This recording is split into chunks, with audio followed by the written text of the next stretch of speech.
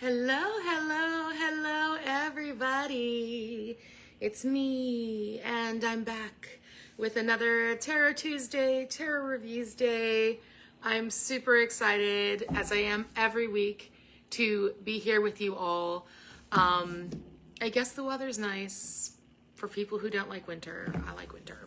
But it is nice, it is sunny, it is beautiful, and what I'm noticing is that, like, with this thaw, a bunch of people have just been perking up so beautifully. So it's like we're getting ready for spring, we're getting ready to blossom. If you are getting ready for spring and you are in Greenbelt, I am doing a free public sound bath at the Greenbelt Community Center on March 20th at 7 p.m. So I'm going to have more information on that I'll be posting here on Facebook. And come join me. All right, so let's look at today's deck. I've already started opening it as if you already know what the deck is. All right, I'm going left. Here we go. This is today's deck. We are doing the Work Your Light Oracle by Rebecca Campbell, another favorite deck author, with illustrations by one of my favorites. We've already looked at one of her beautiful decks, Danielle Noel. So this is going to be a very luscious, very glorious deck. We've been looking at some of the more minimalist decks in my collection recently. So back to something where the art is just as sexy as what the deck is bringing. So this is a really cool oracle. I like this one a lot. So the reason it's called Work Your Light is because this is the sort of deck that the author wants us to use and refer to something, absolutely use it in readings for other people, but the author really appreciates this deck and has it kind of geared towards personal study, that it's like every day, like if you're working on your body and you want a set of abs, you've got to do your ab exercises. So these are cards that are geared towards you working out your light, right? And growing strong in it, growing strong as an oracle, growing strong as a channel.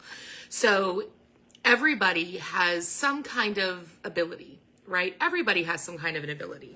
And whatever your ability is, you can develop it by going into this place that she calls a field. She says that there's a field full of information from the past, present, and future, a field that kind of inherently heals us, a field that gives us information about what we need to do in order to develop our channels and become oracles.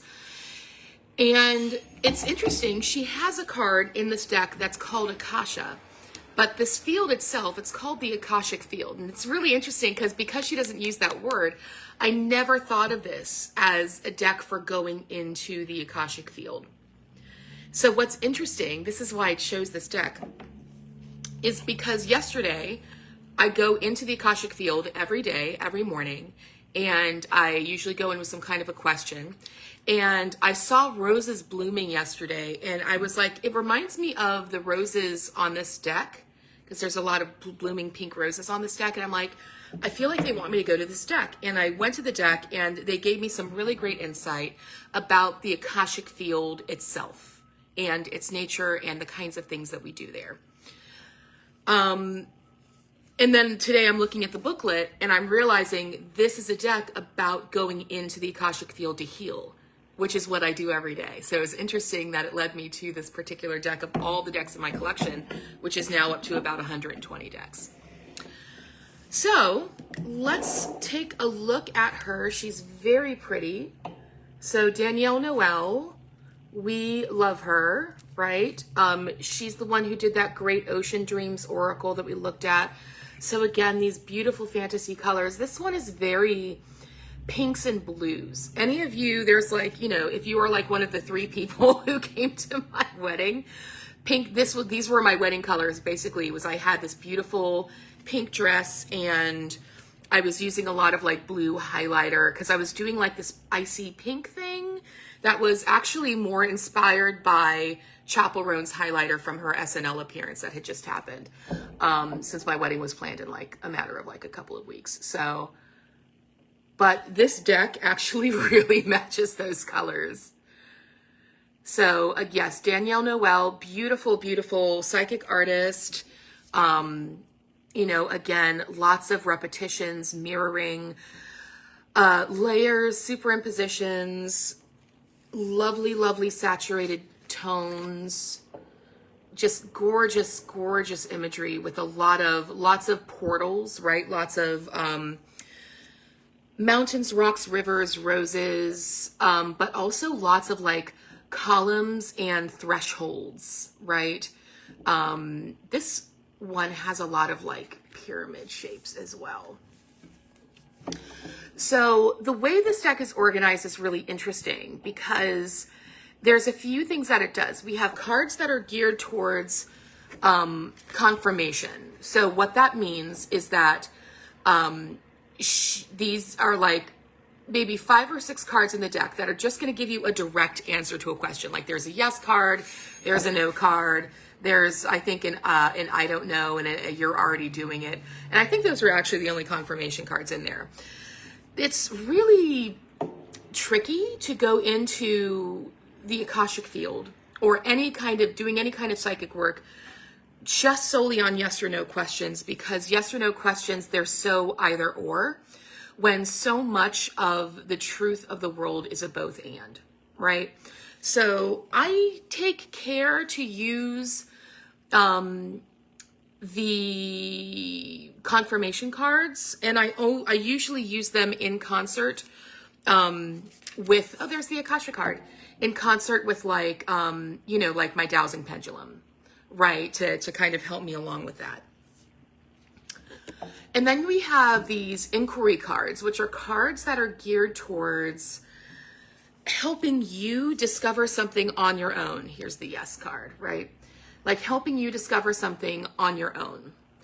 And so that's the kind of card that like is going to be like, you're going to want to noodle over what you get. It's like journal over it, you know, bring the question into the Akashic field or into prayer. Then you are going to have, what are some of the other ones?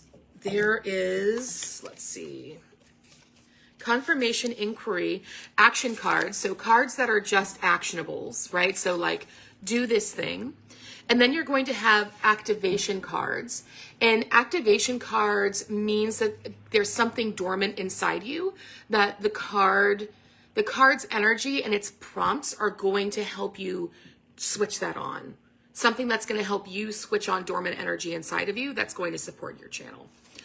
And then you have your transmission cards, right? And transmission cards means like there is a source that wants to give you information, and that transmission is going to happen via the energy of the card or the prompts or the language on the card. So yeah, so some really, really, but again, gorgeous artwork.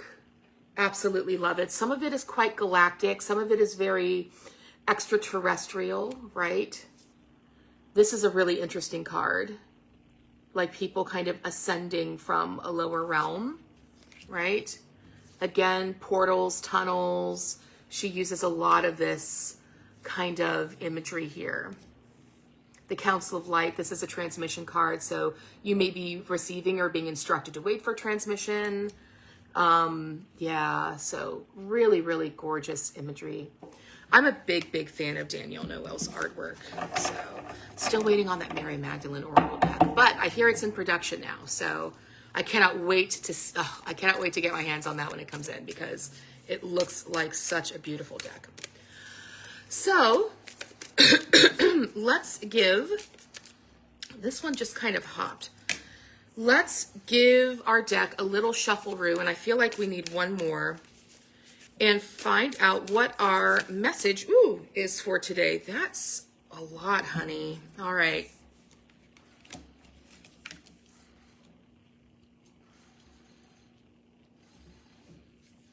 All right, so we have 4 cards here. This one just kind of hopped out of the deck. And this one says, don't dim to fit in. How are you dimming your light in order to fit in? Right? Some triangular stuff. The crumbling. What are you clinging on to? What are you clinging on to in your life? Lemuria, creating heaven on earth, it's happening. Oh. And Starseed, what lights you up? This is very interesting. How this is reading to me is actually quite comforting. This is really interesting. Just before I got onto this transmission, I got onto my Instagram, and someone in my tarot group posted a really great video. Yeah, I'm getting like ding, ding, ding, ding, ding. A really great video about like responding to this criticism, like, oh, everybody's neurodivergent now, right? And the author of this video is basically saying like maybe there aren't more neurodivergent people. Maybe we're all just naming something that's always been there. But what if there are more because there is more dysfunction? So here's what neurodivergence means. It means that you're diverging from something. You're diverging from what is considered to be normal or standard in a society when there really is no normal or standard, right? What we have is a system that has been set up, and some people fit into it and some people don't, and some people are able to thrive within it and some people are not. If the system is dysfunctional, like any body, it's going to produce an antibody. That's what the author of this video is saying. Something that is there to identify the disease and help the body heal from it. And the author of this video is saying, what if that is what neurodivergency is more people coming out, identifying what is dysfunctional about normal, and they are identifying it and responding to it and offering up their natural medicine, which helps to heal these dysfunctions, because it helps people to question what is dysfunctional or sick, right? What this means, so what I'm saying here is that this seems to connect to these next two cards, the crumbling and this Lemuria card, right? So let me talk about Lemuria again, for those of you who weren't there the first time. And oh my God, this one came up the first time I did a Danielle Noel deck was Lemuria. And I was like, I can't believe I have to pop up on this. So popping off again about Lemuria. Lemuria was a society that was communal and intuitive. And it was based off of communal values. Leadership was not centralized. And things happened by instinct and alignment. And a lot of society was geared towards healing, working with the earth, working within the systems that Mother Gaia was kind of prompting, as opposed to questioning her wisdom. So when I see these two cards together, the crumbling and Lemuria, creating heaven on earth, it's happening. It's happening at the same time as the crumbling, right? A lot happening right now, globally, right? What if all of this is connected? That you are here and you may have a light within you that proves inconvenient for a society that wants to put AI systems into its work computers so that it can monitor your keystrokes, the length of your bathroom breaks, and things like that. So to increase productivity, but also to chain you to your desk, right? How do you diverge from that system? And how does your divergence offer medicine to that system? Because what if all of this crumbling that's happening around us is to heal and give way to something better? What if it is? And then, Starseed, what lights you up? So this is something for you to reflect on and something for you to act on, right? So think about this first card and this card together and the conversation that they're having, right? This card is saying, don't dim who you are to fit in. Turn up the light. What is it that lights you up? What is it that makes you feel like you are walking like with this deep alignment, that you are walking in purpose? I meet so many people my age. I'm 48. I meet so many people my age, usually somewhere in their, like between like 43 and maybe like in their mid 50s. And they're really questioning, and they're saying, I don't know what I like. I don't know what brings me joy. I don't know what feels purposeful and in alignment. And I say, well, you have to ask yourself this question, and you have to explore this question. You have to give yourself time to explore their question. And you know what a lot of those people tell me? That they can't because of their jobs. I'm not telling you all to go out and quit your jobs. But this idea that productivity is our worth, that it's so important that it becomes dysfunctional because it keeps us from exploring what feels aligned for me and what feels in purpose and in integrity for me, right? I'm very, very, very blessed. Very, very, very blessed in that I have this space to write my dissertation from home and kind of create my own schedule for a little while. I used to, you guys know me when I used to work for the movie theater. I would spend hours and hours and hours and hours there. One time, security guard at 3 o'clock in the morning told me, why don't you just pitch a tent in the projection booth? You're always here, And I didn't have time to ask myself questions like this. But when I started asking myself questions like this, my life changed. It became incredibly different. And I want that for every single person. I really do. So ask yourself, what lights me up? Take some time today. Think about it, journal about it. See if this is something where you can start finding some answers, because there's a lot of heaviness that comes with this process as we kind of shift from this crumbling into creating something that we want, whether it's on a global systemic level, whether it's on a personal level. The crumbling usually precedes a new, more aligned path. So that offers us maybe a helpful or hopeful way to look at the crumbling, whether again it's on a global scale or a personal scale. That when things start crumbling around us, it's because there's something in there. There's something in there. Look at all these beautiful flowers. There's something in there for us to find, for us to celebrate, that's going to be more beautiful. And it's just a little scary because it's not concrete around us yet, right? We haven't seen it. We don't know it. But it'll get there. And in the meantime, how do you help? What do? You don't dim your light. You turn it up. You access more of it, as much of it as you can. Wow. My goodness, what a powerful transmission. I'm telling you guys, whew. All right, thank you all so much. I am so deeply grateful for anybody who is watching this video and hanging out till the end with me.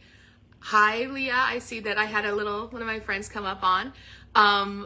I am so super grateful that you spend your Tuesday with me, and take care. Ask yourself, what lights me up? Please, for me. I love you so much. And I want you to just get as much of your light as you can out into this world, because this world needs it so very much. Again, I love you. I love you. I love you. Thank you. Thank you. Thank you for joining me here today. And I'll see you next week.